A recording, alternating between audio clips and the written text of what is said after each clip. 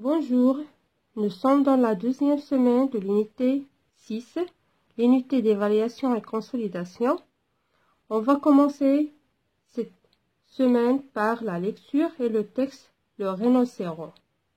Tout d'abord, on va lire ensemble le texte, puis on va répondre aux questions de compréhension. Lisons tout d'abord le texte. Le rhinocéros. Le rhinocéros blanc que l'on trouve en Afrique est le plus grand. Haut de 2 mètres au garrot, long de 5 mètres, il pèse entre 4 et 5 tonnes. En deuxième position vient le rhinocéros noir origine du même continent. Plus petit, il ne pèse que 2 tonnes. Les rhinocéros ont une peau épaisse mais fragile, qu'ils protègent en se roulant dans la boue. Capables de courir très vite sur leurs courtes pattes à 3 doigts, les rhinocéros vivent en petits groupes de 4 à 6 animaux. Leur vue est très mauvaise, c'est leur plus grande faiblesse. Heureusement, ils entendent très bien et ont un odorat extrêmement développé. Ils ne se nourrissent que de végétaux, broussailles, épineuses, herbes, feuilles d'acacia, etc. Les rhinocéros blancs vivent principalement dans la savane, alors que les noirs ont besoin d'une végétation plus dense. Ces espèces sont en danger. Elles sont menacées notamment par le braconnage. Des hommes les tuent pour leurs cornes. Et maintenant, on va répondre aux questions de compréhension ensemble. Première question, indique le type de ce texte. Alors, ce texte décrit un animal qui s'appelle le rhinocéros. Alors, c'est un texte descriptif. De quoi parle-t-il? Bien sûr, il parle des rhinocéros. Quelles sont les deux espèces évoquées? Alors, dans le texte, on a vu deux espèces, les rhinocéros blancs et le rhinocéros noir d'Afrique. Où vivent-elles? Elles vivent dans la savane ou dans une végétation plus dense. Cinquième question, relève les caractéristiques physiques du rhinocéros blanc. Alors voilà, dans cette question, ils ont demandé seulement les caractéristiques du rhinocéros blanc. Le rhinocéros blanc, haut de 2 mètres au garrot, long de 5 mètres, il pèse entre 4 et 5 tonnes. Voilà, puisqu'ils ont demandé seulement les caractéristiques physiques, c'est-à-dire concernant son corps. Sixième question, cite des points communs physiques entre les deux espèces.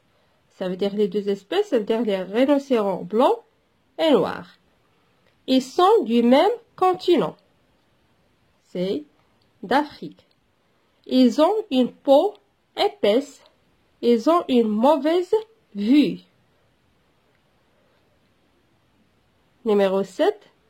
Cite des différences entre les deux espèces. Alors voilà, dans cette question, on va faire la différence entre les deux, on va comparer entre deux. Le rhinocéros blanc pèse entre 4 et 5 tonnes. Par contre, le rhinocéros noir pèse seulement 2 tonnes.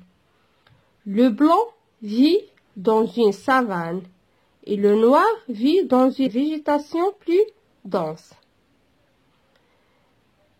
On passe à la question suivante. De quoi se nourrissent les rhinocéros? Voilà, on l'a dans le texte. Ils nourrissent et se nourrissent de végétaux, des broussailles épineuses, d'herbes, feuilles d'acacia, etc. Quel est le point faible des rhinocéros? Voilà, ils ont une mauvaise vue. La question suivante, quels sont leurs points forts? Alors voilà leur point fort, c'est qu'ils entendent très bien. Par quoi les rhinocéros sont-ils menacés? Par les braconniers qui les tuent pour leurs cornes. On continue par la page 177 et la science de lexique. Première question. Complète les phrases en écrivant le mot ou groupe de mots qui convient. Voilà, ils ont donné des mots. On a bonne, l'environnement, grand et responsable, bénévole. Chaque mot, on va le placer à sa place. On va commencer par la première phrase. Ce garçon réalise des performances en course. C'est un athlète. Alors, c'est un grand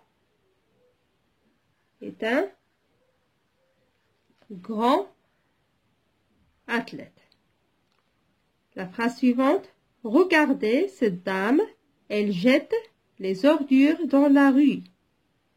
Elle est, alors ici on va chercher un adjectif qualificatif.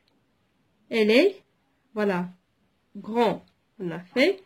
Alors, elle est bon, elle est l'environnement, elle est responsable, bien elle est bénévole. Alors, elle est responsable.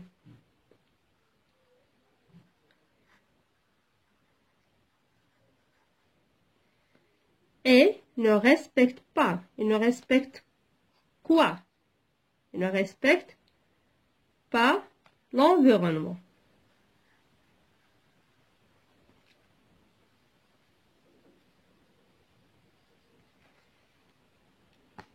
Ces enfants ont reçu une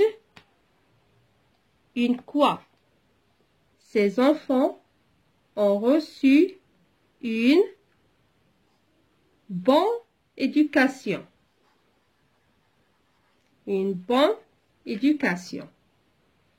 Ils nettoient toute la saleté. La dernière phrase, la ville est devenue propre grâce à ces jeunes bénévoles.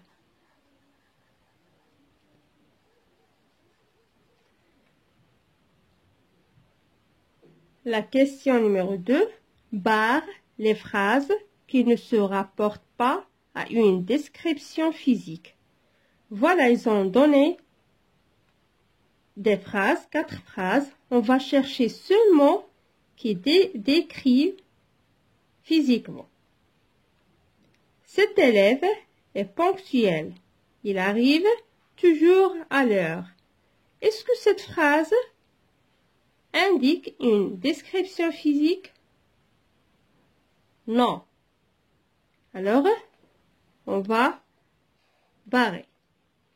Les filles portent un tablier vert et les garçons un tablier violet. Alors, cette phrase décrit les filles et décrit les garçons. Alors, c'est une phrase, c'est une description physique. On ne va pas la barrer. La phrase suivante, Hicham Grouj est un très grand sportif. Alors, dans cette phrase, seulement, on présente Hicham Grouj. Alors, on va barrer cette phrase parce qu'elle ne rapporte pas à une description physique. La phrase D, il a des qualités nobles et il est toujours serviable. Alors, comme vous voyez, cette phrase rapporte à une description physique. Il a des qualités nobles et est toujours serviable. Alors, on ne va pas barrer. La question numéro 3, complète avec le mot qui convient. Notre chat a de longs quoi? De longs cheveux ou bien de longs poils? Alors, les cheveux, on dit seulement pour les êtres humains. pour les animaux, on dit des poils. Alors, notre chat a de longs poils.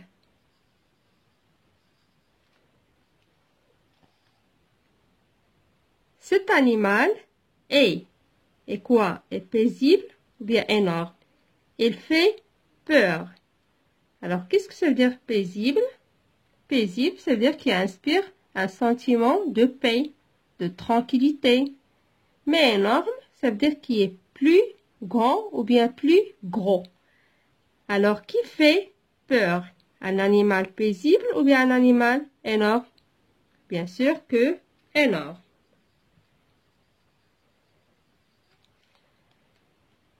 Nous aimons bien les films sur la protection de l'environnement ou bien de l'alimentation. On va continuer la phrase. C'est pourquoi nous allons les voir au cinéma.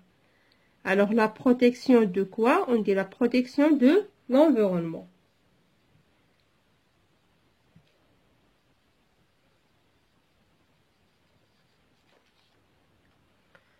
Vous aimez la nature, vous allez à l'hôpital, dans la forêt.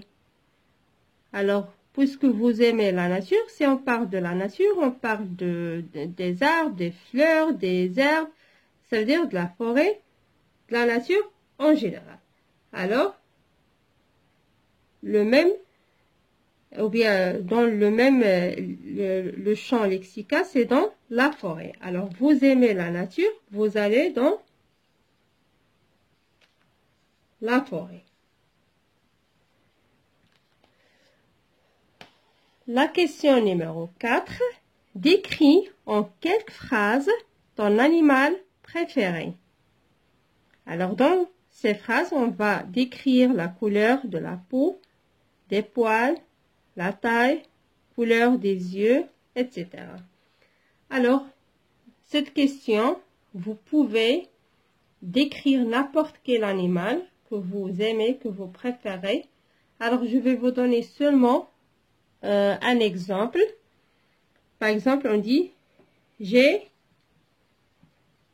un joli, par exemple, un joli chat,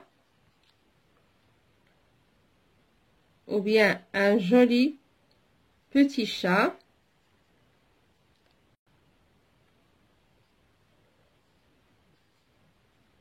Il a de longs poils blancs. Ses yeux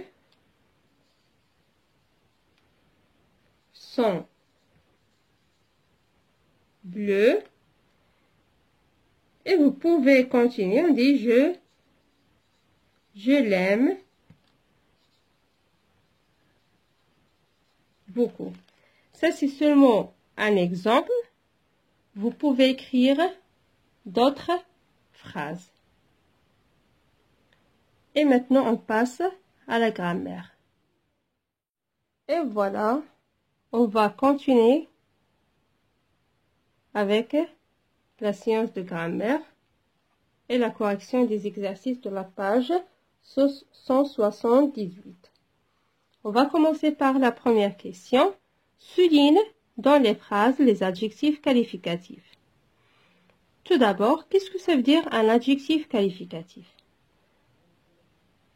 Un adjectif qualificatif, c'est un mot qui qualifie ou bien qui donne des précisions sur un nom ou bien qui nous donne des caractéristiques sur un nom ou bien sur un pronom.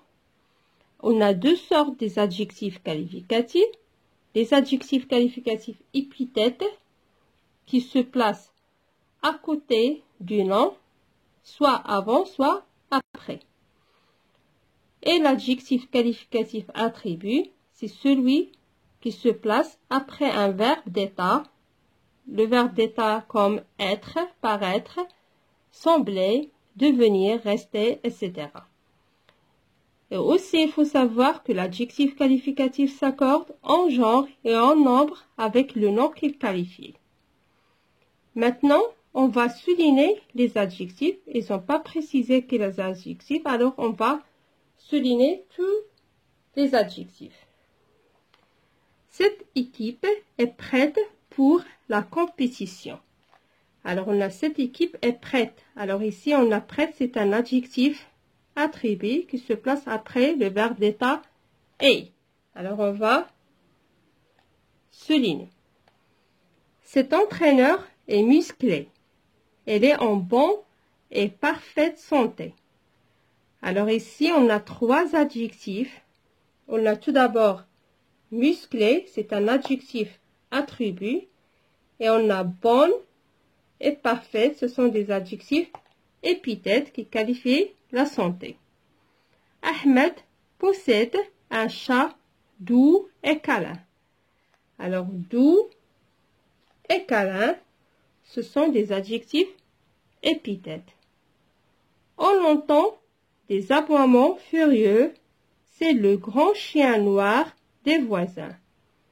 Alors ici, on a trois adjectifs. On a furieux, qui qualifie aboiement, et grand et noir, ce sont des adjectifs aussi épithètes qui qualifient chien. On passe maintenant à l'exercice numéro 2. Utilise les comparatifs et superlatifs qui conviennent. Qu'est-ce que ça veut dire tout d'abord? Les comparatifs et les superlatifs. Ce sont des mots utilisés pour comparer. Ils peuvent exprimer un rapport soit d'égalité, soit de supériorité ou d'infériorité. Les noms ou bien les mots de comparatifs comme aussi que, plus que, moins que. Alors ici on fait aussi plus un adjectif que, plus un adjectif que, et moins plus un adjectif que. Ou bien autant de que, plus de que, moins de que. Ici, on fait plus un nom. Et les superlatifs, on a le plus, le moins, là, le, les meilleur, là, le, les pire. Première phrase, la tortue est lente que le lapin. Alors, on dit la tortue est plus lente que le lapin. Alors, on écrit plus. Ils ont déjà écrit que. Vous êtes rayonnante, les roses. Alors, ici, on va faire comme. Les notes de cet élève sont élevées que celles de ses camarades. Alors, les notes de cet élève sont plus élevées que celles de ses camarades. L'éléphant est féroce que le tigre. Alors, l'éléphant est moins. Alors, on cherche les comparatifs ou bien les superlatifs d'après le sens des phrases. Et maintenant, on passe à la question numéro 3. Complète par l'adjectif qualificatif qui convient. Voilà, ils ont donné des adjectifs. Seulement, on va les placer à leur place. On a bon, glacial, rose et jaune, responsable, joyeux, accroché, mauvais. Première phrase. Cette année, le Maroc a connu un hiver. Alors, quel est l'adjectif qui convient parmi ces adjectifs-là? C'est glacial. Et on va le barrer pour ne pas se tromper. Alors, un hiver glacial, c'est-à-dire plus froid. La phrase suivante. Le soir, on sent une odeur des fleurs. Alors, une bonne odeur des fleurs. Quelles fleurs? Des fleurs roses, est jaune. La phrase suivante. Les dessins accrochés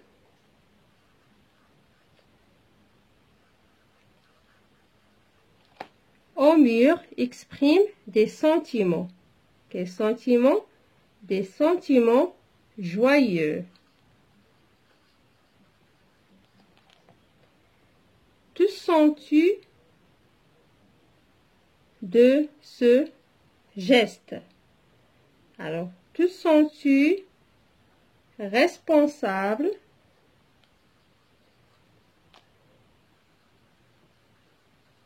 de ce mauvais geste? La dernière question. Écris 5 phrases en utilisant les comparatifs et les superlatifs suivants. Voilà, ils ont donné aussi que, plus que, autant de que, de, moins que, la meilleure. Alors, il y a plusieurs phrases que vous pouvez écrire. Si seulement je vais vous proposer quelques phrases. On va commencer par aussi que, alors aussi plus un adjectif. Alors par exemple, on peut dire cette fille est aussi belle que sa sœur. Par exemple, la phrase suivante, on n'a plus que. On peut dire par exemple, tu es plus grand, aussi plus un adjectif. Plus grand que ton frère.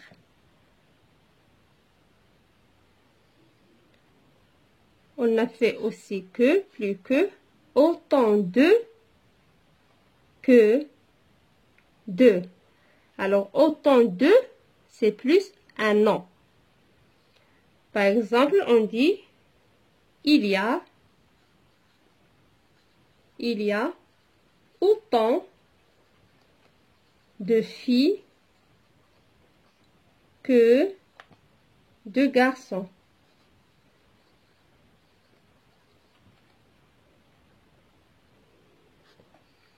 On a moins que. Alors, on peut dire par exemple, le jardin de nos voisins est moins plus un adjectif aussi. On dit moins fleurissant que le nôtre.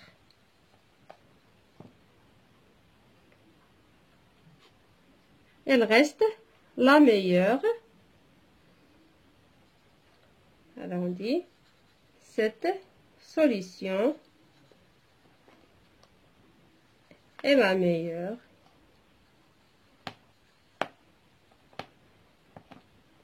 Et voilà, j'espère que vous avez compris. Au revoir.